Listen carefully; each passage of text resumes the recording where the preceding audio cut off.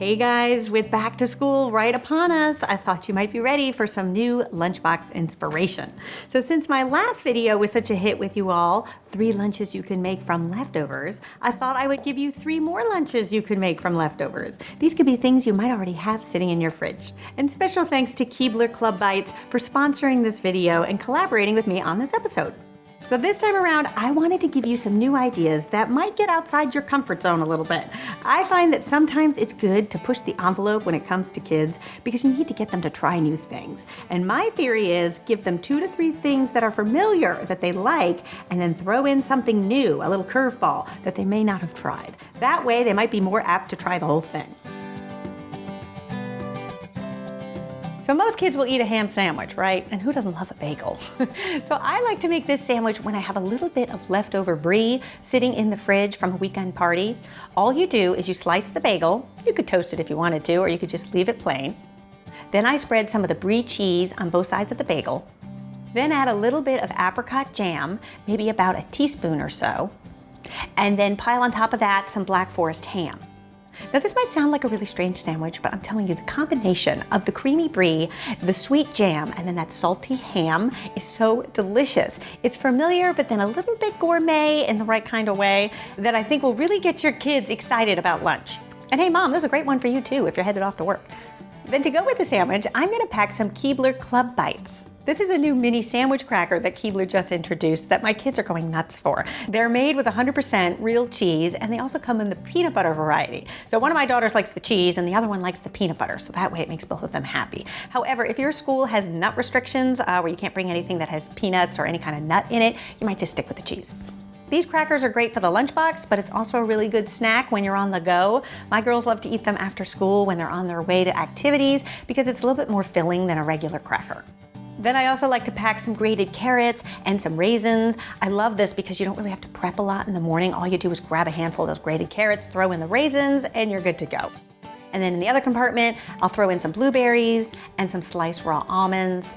I love blueberries for fruit in a lunchbox because again, you don't have to peel it or cut them. They're so quick and easy, you just pop them in the lunchbox. And there you have it, lunch number 1, all ready to go.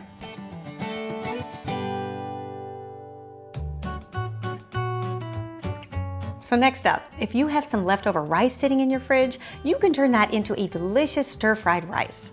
All you're gonna do is take out a large non-stick skillet, and then to that you're gonna add 2 teaspoons of some unflavored oil. You could use vegetable oil, canola oil, whatever you have. Then you're gonna add a cup of your leftover rice, 2 tablespoons of frozen peas, a 1/4 cup of grated carrots, and then I take 2 broccoli florets and just cut them into smaller bite-sized pieces and throw those in as well.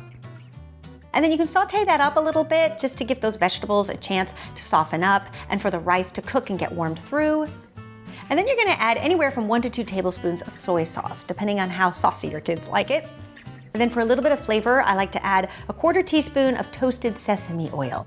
Okay, so then at this point, your rice is pretty much ready to go. And what I do is I just push everything over to the side to allow myself a clean area where I'm gonna scramble my egg. I do like to add a little scrambled egg to this just to give the kids a little bit more protein, but you could leave it as is just like this too if you didn't wanna take this step. But basically what I do is I take an egg, stir it up in a cup, and then slowly pour it into the pan, and then give it a stir and kind of scramble all the while. That way you won't kind of scramble up the rice with the egg and you'll get those nice curds of egg. And then you can combine the egg with the rice and there you go. You've got a delicious little lunch on your hands. And then you can transfer it to a thermos. Make sure you use a thermos that will keep this warm for at least 4 to 5 hours. This is such a yummy little lunch, but sometimes to tell you the truth, I will have this for dinner. If I'm running late and there isn't much in the fridge, this is a great one to whip up. So now for the snacks. This is an idea I came up with one fall when my kids were kind of going nuts with all the candy that was around from Halloween and they wanted candy in the lunchbox. And I said, you know what, I'm gonna make you Mother Nature's candy bar. And they were all like, ooh, what's that? So here's how you make the Mother Nature's candy bar. You're gonna take some sliced apple wedges and put those in your lunchbox. Then to that, you can add either peanut butter or almond butter, either one. And then I also pack some raisins and some shredded unsweetened coconut. And the idea is you take an apple, you spread some peanut butter on top, add the raisins, and then the shredded coconut. You know how candy usually has some kind of nut, something chewy, and something salty and crunchy? Well, that way it sort of mimics the idea of a candy bar. It is a great flavor combination. So you may try it at your house and see if they buy Mother Nature's candy bar. So there you have it. Number 2, a hot lunch ready to go.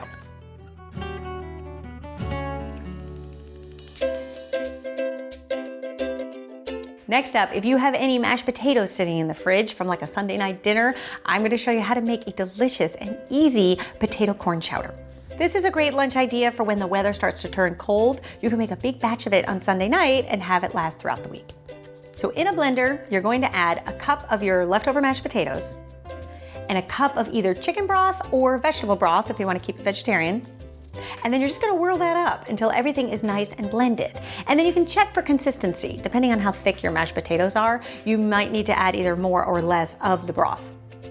Then you're just gonna pour that out into a saucepan, add a 1/4 cup of frozen corn. And then at this stage, I would taste it for seasoning. So depending on how seasoned your mashed potatoes were when you made them, you may need to add a little bit of salt or pepper, or they might just be perfect. Then you can pour it into your thermos, and then I like to add a little bit of chopped parsley on the top, just for a little bit of freshness. And then for snacks, I like to add some fresh mozzarella balls and some cherry tomatoes. And I also like to pop in some raw cashews. My kids love cashews because they're just such an easy nut for kids. They're soft and easy to chew and also have that nice kind of buttery flavor to them. And then just to stretch their taste buds a little bit, I like to add sea salt and some dried rosemary. And then for a fruit, I like to add some sliced pears, topped with a little bit of pumpkin pie spice. Especially this time of year, it's a really nice warming flavor. If you live outside the US and you can't get pumpkin pie spice, I'll leave you a link in the description for how you can make your own. And there you have it, a tasty lunch idea made from those leftover mashed potatoes. I hope you guys give these lunches a try and let me know what you think. And special thanks to Keebler Club Bites for sponsoring this video and collaborating with me on this episode. I'll see you back here next time. Until then.